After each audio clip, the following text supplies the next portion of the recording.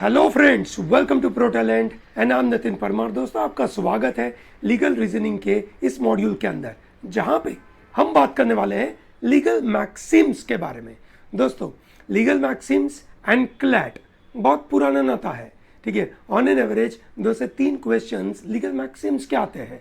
Mostly in this comprehension based, you can say type of, you can say questions, legal maxim paragraph के अंदर कहीं पे ingrained होगा, उसका कोई एक्सप्लेनेशन नहीं होगा, and they are going to ask you what is the meaning of those words, ठीक है। सो दोस्तों, पैराग्राफ बेस्ड क्वेश्चंस के अंदर जब लीगल मैक्सिम आता है थोड़ा सा चैलेंजिंग हो जाता है। Why? Because they will ensure that the words are interchanged in a big way. For example, let's say when we say matter is sub judice, okay, so that is within the jurisdiction. Okay, when we say non judice, we understand there is no jurisdiction. When the word quorum comes, now quorum has different meaning. Here the quorum is used as a court. Okay, so quorum is also used with respect to a meeting. Okay, for example, let's say there is a partnership firm, there are some around 7 to 8 partners in the firm. Now it is you can say up to the partners to decide कि कितने लोग इकट्ठा होंगे, तो हम उसको quorum of the meeting मानेंगे और वो मीटिंग वैलिड मानेंगे। वहां पे कोरम का मतलब हो गया नंबर, यहाँ पे कोरम का मतलब हो गया कोर्ट। ओके, याद रखिएगा। नंबर 2 इज ईबी जस। जस is a right. Okay, EB जस where there is right, EB remedium, there is remedy। तो जहां कहीं आपका अधिकार है और अधिकार अगर वायलेट होता है तो उसकी ये रेमेडी है। यस और no? I hope it is very clear. Very good. दोस्तों, आप अपने घर पे बैठे हो, यस और नो? आपके घर पे कहीं ऊपर कोई चीज रखी और वो आपके सर पे गिरती है, ठीक है। तो भैया, आपका वहां पे क्या अधिकार था? You did not have any अधिकार, क्योंकि सब कुछ आपका ही एरिया था। But when you are going on the road, ठीक है, you have a right to, you can say, safely pass through a particular area। आप वहां से निकल रहे थे और कहीं किसी के घर के ऊपर से आपके सर के ऊपर गमला गिरा। Now you had a right to move in a right manner, in a comfortable and safe manner। किसी की गलती की वजह से अगर आपको नुकसान हुआ, so there is a remedy। So where there is a right, there is a remedy। Okay, another very important word called res judicata pro veritate accipitur। Okay, res judicata pro veritate accipitur, that means a thing adjudged must be taken for truth। Okay, this is very important। res judicata, this is a very important term, ठीक है, which means ऐसी कोई चीज जो already proven हो चुकी है। दोस्तों, there is a difference between a kind of precedent and a res judicata। Res judicata which means कोई चीज का रीजनिंग ऑलरेडी प्रूवन है। प्रेसिडेंट मतलब कोई इवेंट हुई, there is a huge difference, ठीक है। अगर कोई जज ने प्रेसिडेंट्स के ऊपर अपना जजमेंट दिया, there is a different thing, and then there is already settled, you can say, judgement through res judicata, उसके ऊपर से जजमेंट दिया, वो दोनों अलग बात है। Yes no? प्रेसिडेंट के ऊपर दिया, उसके ऊपर आप रीजनिंग के ऊपर सवाल पैदा कर सकते हो। कोई चीज सेटल्ड मैटर है, उसके ऊपर आप सवाल पैदा नहीं कर सकते हो। I hope you are very clear about it. Res judicata, that is thing adjudged to veritate, that is truth. It will be accepted as a truth. Pro veritate है ना, प्रो का मतलब उसके फेवर में होना। यस और no? चलिए, very good. Similarly we have another word called nemo moriturus praesumitur mentiri, ठीक है। अब ये याद तो नहीं रहेगा, पर ये जरूर याद रहेगा, नेमो मॉरिटस, मॉरिटस, ठीक है, that is related to death, ठीक है, मॉर्टल बीइंग, नेमो that is dying. So no one will meet the maker with a lie on their lips, ठीक है। मरने के टाइम पे कोई बंदा झूठ नहीं बोलेगा, ठीक है, which is very much useful for a dying declaration. दोस्तों, डाइंग डिक्लेरेशन के ऊपर हमने आपके लिए सेशन करा था, जहां पे हमने आपको बताया था कि डाइंग डिक्लेरेशन कौन सा सही माना जाता है, ठीक है। सो डाइंग डिक्लेरेशन कौन सा सही माना जाएगा? It is termed as very important evidence, ठीक है। एविडेंस में, ठीक है, क्या एक्सेप्टेबल है मरने के टाइम पे, जो बंदा मर रहा है उसकी डेथ किस कारण से हुई, किसने की, ऐसा उस बंदे ने अगर बोला किसी थर्ड पर्सन को, then that will be termed as a dying declaration. वो उसके बाद तुरंत मर जाना चाहिए. अगर वो नहीं मरा तो that is not termed as a dying declaration, because obviously that is not a dying declaration. I hope you understand the term. Great. ठीक है. Then we have 4 more. Onus probandi. Onus, that is किसके ऊपर onus है? ठीक है, कि क्या चीज का onus of proof. Proof का proof करना किसके ऊपर है? ठीक है, onus. So let's say for example, let's say किसकी लायबिलिटी है? ओनस मतलब किसके रिस्पॉन्सिबिलिटी है, किसके लायबिलिटी के, किसके सर के ऊपर ये जिम्मेदारी है. That is the meaning of onus. Okay, actus curiae neminem gravabit. Okay, the act of court shall prejudice no one. मतलब कोर्ट आंखों पे पट्टी बांधेगा. ठीक है, मतलब इन अ लिटरल सेंस नहीं, but in a objective manner. किसी पर्टिकुलर बंदे के ऊपर उसका प्रेजुडाइज नहीं है. ठीक है, एक्टस क्यूरी. ओके, आपको याद होगा एक्टस. ठीक है, रियस नाम का वर्ड होता है. कहां पर यूज होता था? क्राइम में. Okay, actus reus, that is guilty act. And you can say mens rea. Mens rea का मतलब होता है गिल्टी माइंड. ओके, एक्टस कोई action, curiae that is act of court. Curiae court. Amicus curiae, याद है word? Amicus curiae. Court मतलब friend of court. Amicus is a friend of a court, that is curie. So actus curie, that is act of God, neminem not, ठीक है, will be gravabit which shall prejudice anyone. Okay, actus dei nemini facit injurium. Actus dei, no one is responsible for the act of God. Okay, actus dei, deity, deity यहाँ से निकलता है word. क्या word निकला यहाँ से? deity. Okay, DT बोलते हैं इसको, डेटी बोलते हैं. जो आपको बोलना भगवान. यस और no? Actus of God, that is act of God. Nemini, that is not facit injury. उसे इंजरी अगर किसी को हुई, it is not responsible. So no one is responsible for the act of God. Qui facit per alium facit per se. He who acts through another does the act for himself. So this is very useful part with respect to vicarious liability. ये सुनो भैया, vicarious liability का ये बहुत important term है. For example, मैं किसी के द्वारा अपना काम करवाना चाहता हूं, तो उस बंदे ने जो काम किया वो एक्चुअली मेरा काम किया. ठीक है, that is master is liable for the act of a servant. Okay, ठीक है. Similarly let's say agent and principal.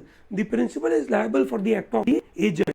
Okay, this is how the idea of vicarious liability comes. Similarly, this is an exception to, you can say, certain torts.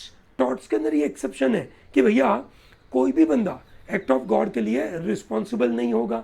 ठीक है, ये बहुत common सा idea है. पर हमने जब एक्ट ऑफ गॉड के ऊपर बनी हुई एक मजेदार सी मूवी देखी, ये सुनो, आप सबने देखी होगी, ओ माई गॉड, OMG. ये सुनो, OMG मूवी के अंदर इन्होंने इसी प्रीमाइस को तोड़ दिया था. ठीक है, ये प्रीमाइस है, ये एक्सेप्टेबल पॉइंट है कि भैया कोई भी बंदा, ठीक है, कोई भी बंदा अगर एक्ट ऑफ गॉड हो रहा है उससे रिस्पॉन्सिबल नहीं है. ठीक है, वो प्रीमाइस है, और उसके बावजूद उन्होंने वो प्रीमाइस तोड़ दी. ओके, और उसके ऊपर पूरी मूवी बना दी. Similarly, act of court shall prejudice no one. ये सुनो, ये एक तरीके का प्रिंसिपल होगा ताकि जजेस विल रिमेन न्यूट्रल. ओके, ठीक है, यहीं से वो नेचुरल जस्टिस का प्रिंसिपल आता है. Odi altrem partem, that means you can say no one should be condemned unheard of. yes or no? भैया ये प्रेजुडाइज नहीं है, कैसे पता चलेगा? कोर्ट प्रेजुडाइज नहीं है, पता कैसे चलेगा? भाई हर एक पार्टी को अच्छे से सुना उन्होंने.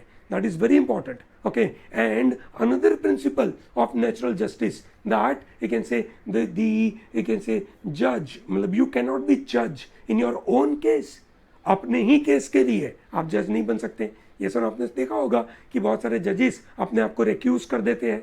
ये सुनो, जैसे अभी वेस्ट बंगाल के वहाँ पे जो रायोट्स हो रहे थे, ठीक है, उसके ऊपर जो सुप्रीम कोर्ट में केस पहुंचा, वहाँ पे कुछ जजेस ने बोला that we are accusing ourselves from this, so there is a possibility that they were involved in some kind of activity with respect to that government or any party of that case, and therefore there is a possibility कि वो लोग उसके ऊपर biased judgment दे. ये सुनो, ठीक है, onus probability की बात हो रही है. ओनस ऑफ प्रूफ, भैया प्रूफ किसके ऊपर है? ठीक है, ओनस ऑफ प्रूफ, प्रूफ किसको करना है? ठीक है, जनरली जो प्रोसिक्यूट प्रोसिक्यूशन होता है, क्राइम में प्रोसिक्यूटर होता है स्टेट। स्टेट को प्रूव करना है कि भैया ये बंदे ने फलाना फलाना क्राइम किया है, ठीक है, this is very crucial. Okay, अगर स्टेट उसको प्रूव नहीं कर पाई तो प्रॉब्लम होगा, ये सुनो, ठीक है दोस्तों। ये बहुत बार एक इनसे दिक्कत हो जाती है कि ओनर्स ऑफ प्रूफ जो एलिज करता है, ठीक है, उसके ऊपर आता है। कभी कभार कुछ कुछ जगहों पे बोला जो एलिज करता है उसको प्रूव नहीं करना है, the other party has to prove it. But anyway the idea is onus of proof किसके ऊपर है वो आपको समझ में आया। ग्रेट, अगला वर्ड देखते हैं, non liquid. Liquid is connected to law, so that is in absence of law. Non-liquid, you try to do something. In absence of law, you try to do something. This is how the word can be used. ठीक है, you may wonder, sir, in absence of law का क्या मतलब है? ठीक है, law नहीं है ऐसा? हाँ, there are so many situation wherein there is no law. For example, cryptocurrency. Are there any law? No. In absence of law, cryptocurrency are termed as मतलब not illegal. Do you understand this? Yes, ठीक है, okay. So this is in absence of law, non-liquid. Quod necessitas non habet legem. That is, भैया without necessity knows no legem, no law. किसी को मतलब कोई necessity में, how would you expect that person to know law? How would you expect that person to follow all the, you can say, system? That's really not possible. Yes or no? दोस्तों, ये समझना बहुत ज़रूरी है कि जब हम बात करते हैं you can say कोई निग्लिजेंट एक्ट के बारे में या कोई क्राइम के बारे में, तो हम ये देखते हैं कि सामने वाले बंदे का जो एक्शन हुआ उसके पीछे क्या इंटेंशन था। यस और नो, ये देखा जाता है, मोटिव नहीं पर इंटेंशन, मतलब उसकी एक्शन क्या थी, किस सिचुएशन में उन्होंने ये काम किया, तो वहाँ पे जनरली नेसेसिटी आ जाता है। When someone is in necessity and is doing certain activity, he may be given certain exceptions. ठीक है, ये काफ़ी इंपॉर्टेंट पार्ट हो जाता है। क्राइमेम त्राहित पर्सोनम, crime travels with person. So if some person has died, okay, so crime उसके साथ चला गया। okay, for example Swami Stalin की डेथ हो गई है ना, he was in jail, he was expected to get bail, he was not given bail, but in hospital he died and he was in jail during that time. ठीक है, क्या होगा उनके ऊपर जो क्रिमिनल केसेस अगर लगे हैं उनका क्या होगा? The crime travels with the person, ठीक है, भाई ऊपर गया मतलब you will not do anything on that. Yes और नो? सिमिलरली अगर कोई बंदा एक क्राइम करके कहीं चला गया, so that means crime travels with that person. Amicus curiae, ये वर्ड अभी थोड़ी देर पहले देखा था हमने। एमिकस वर्ड के अंदर हमारे पास रूट वर्ड है एमिकस, वहाँ से वर्ड निकलता है अमिटी। यस और नो? ठीक है, और कौन सा वर्ड निकल सकता है आपके सामने? ठीक है, एमिकस के साथ अमिटी आया, और क्या? एमिकेबल। यस और no? Amiable. Okay, this is very important. Amicable situation होती है, एमिएबल पीपल होते हैं। ये जनरली पीपल के लिए अप्लाई होता है और ये सिचुएशन के लिए अप्लाई होता है। यस और no? Amicus curiae is a friend of a court. Okay, audi alteram partem अभी हमने देखा था, that is no man shall be condemned on. कोई बंदे को आप सुन नहीं रहे हो ऐसा लगना नहीं चाहिए, और सुनना भी चाहिए। दिस इज वेरी इंपॉर्टेंट, दोनों पार्टियों को सुनना चाहिए, तब जाकर आप जजमेंट दे सकते हो। उसके बगैर तो आप जजमेंट दे ही नहीं सकते। ये नेचुरल जस्टिस के दो महत्वपूर्ण प्रिंसिपल है, उनमें से एक है। तो पहला कौन सा? पहला ये है कि भैया यू कैन नॉट बी जज in your own case. Yes और नो? ऑदी सुनना। Okay, great. Caveat actor, caveat emptor and caveat venditor. Caveat actor, actor is a doer, emptor is a buyer, and venditor is a seller. And what is a caveat? Caveat is a condition, caveat is a caution, caveat is beware.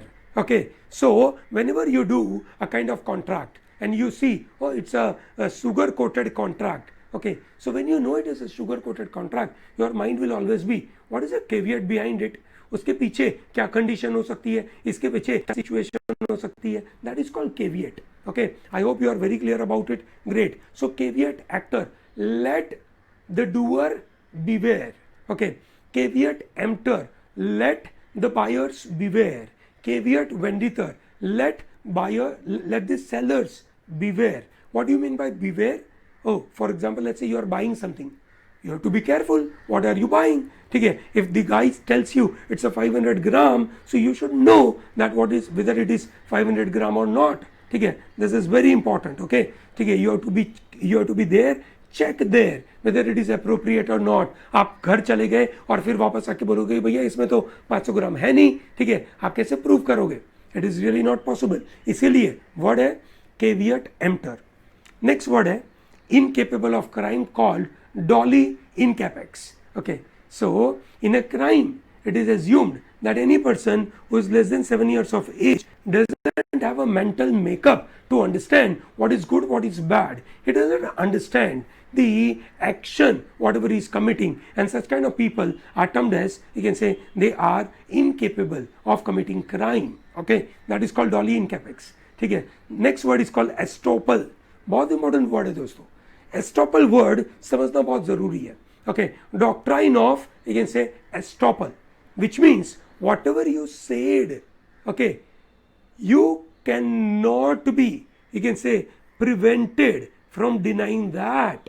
Okay, for example, let's say you want to apply to Russia for, let's say, some kind of visa. Okay, Russia से कि भैया एक estoppel करके आ जाना. ठीक है, estoppel का मतलब है कि आपने हमारे पास जो भी इंफॉर्मेशन भेजी है ये सब सत्य है और उसके बाद आप उसको डिनाई नहीं कर सकते हो. Once you have entered into our territory and we find that the statements are wrong, okay, you can't deny that now. कि अरे मुझे पता नहीं था, मैंने गलत लिख दिया, ऐसा नहीं चलेगा. Do you understand this? Estoppel, doctrine of estoppel. Estoppel का मतलब होता है prevented from denying. Okay, the next words are ex post facto. आपने देखा होगा आर्टिकल नंबर 20 जो इवन ड्यूरिंग इमरजेंसी रुकता नहीं है, मिलता है. आर्टिकल नंबर 20 और 21 ये दो ऐसे हैं जो इमरजेंसी के दौरान सस्पेंड नहीं हो सकते. और आर्टिकल नंबर 20 में तो बहुत अच्छी अच्छी चीज़ें बोली है. क्या बोला है आर्टिकल नंबर 20 में? आर्टिकल नंबर 20 में बोला है no ex post facto law, no double jeopardy, ठीक है, एंड नो सेल्फ इंक्रिमिनेशन. तीन वर्ड समझते हैं. No ex post facto law, that is after the fact, और retroactive law.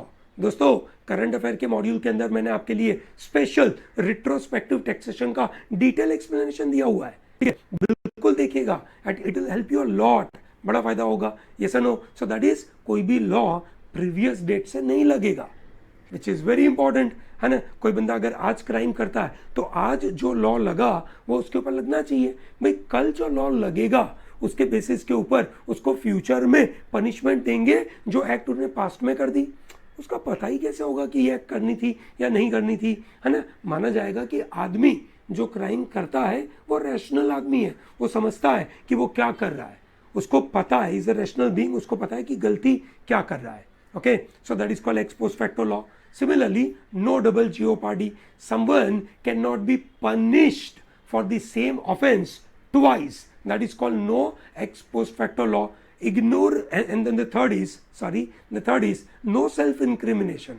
Whatever you are, let's say, telling in front of a police, that will not be admissible as evidence in the court of law. ठीक है, which means you will not be witness against your own crime. That is called no self incrimination. ठीक है, क्या बोलते हो उसको? no self incrimination. Clear है? Very good. ignorantia juris non excusat.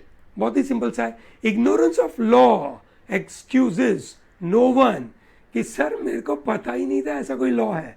ठीक है, मास्क पहनना जरूरी है क्या? मुझे नहीं पता था. ठीक है, ऐसा नहीं हो सकता. ये सर नो, ठीक है, एग्जाम देने गए, है ना, आपने चोरी करी, आप पकड़े गए, सर मुझे थोड़ी पता था कि बाजू वाले को देख नहीं सकता. ऐसे थोड़ी चलेगा. रूल है, नहीं पता था तो भी आप गए जेल में. This is very important. Damnum sine injuria, मजेदार से 3 वर्ड है. Damnum, that is called damage.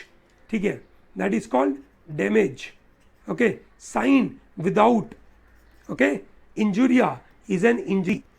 समझते हैं? इंजरी का मतलब होता है कि आपका कोई लीगल राइट वायलेट हुआ, दैट इज कॉल्ड इंजरी.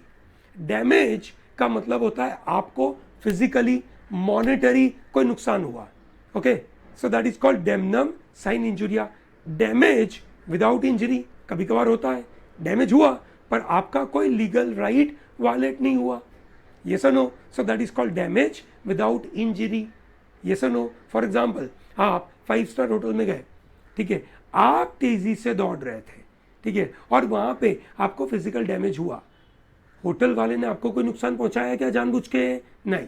हाँ, होटल वाले ने जानबूझ के, या उसको पता भी नहीं था, और कोई जगह पे लेकिन से वेट फ्लोरिंग थी, आप चल रहे थे और आप फिसल गए, तो आपको इंजरी हुई, आपका लीगल राइट वायलेट हुआ. क्या राइट वायलेट हुआ? कि अगर वो वेट फ्लोर था, आपको पता नहीं है, तो भैया प्रॉब्लम है. yes or no? So damnum sign injuria, damage without injury. There is no remedy in tort. There is a remedy in the tort in injuria sign damnum. You have injury without any damage, that's acceptable. You have injury, that's more than sufficient. Damage हुआ या नहीं हुआ, it is immaterial. Injury हुई ना, आपका legal right violate हुआ. Classic example is कि अगर आप वोट देने गए और वो रिटर्निंग ऑफिसर आपको वोट देने से मना कर देता है, आपका लीगल राइट वायलेट करता है, आप जिस बंदे को वोट देने वाले थे वही बंदा जीत गया, तो भी क्या फर्क पड़ता है? आपको वोट देने को नहीं मिला, दैट मीन्स आपका लीगल राइट वायलेट हुआ, दैट इज इंजरी. और उस इंजरी से आप बोल सकते हो कि भैया टॉर्ट हुआ है, आपको उसके लीगल रेमेडी मिलेगी. yes or no? This is very important. Another, you can say, important legal maxim is called jus in rem. Jus is a right, okay, in rem, against everyone. There are certain rights you get against everyone. Jus in personam, right against a person.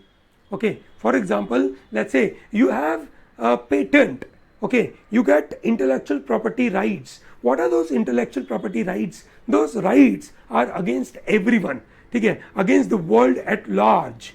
Okay, this is how the jus in rem. Okay, but when you do a contract, for example, let's say employer employee contract, it is jus in personam. Okay, it is between two parties. You can't claim the benefits of that employment through any other person. You have to claim it against the person only जिसने आपको नौकरी दी है. I hope it is very clear. Great दोस्तों, I'm sure this legal maxims will be very useful to you. And मौके पे आपको इस तरीके का revision must be helping you. Okay, thank you very much. आप बताइएगा दोस्तों, ये सेशन आपको पसंद आ रहा है? अगर पसंद आ रहा है तो I will continue that. Thank you very much for watching this. Video को लाइक करना भूलिएगा मत, चैनल को सब्सक्राइब करने का भूलिएगा मत. Tell to large number of people to be part of pro talents comprehensive course. दोस्तों, मिनिमम 10 से 15 अपने फ्रेंड्स को बताइए, जल्द से जल्द प्रो टैलेंट को ज्वाइन करिए, बड़ा फायदा होगा. Okay, thank you and all the best.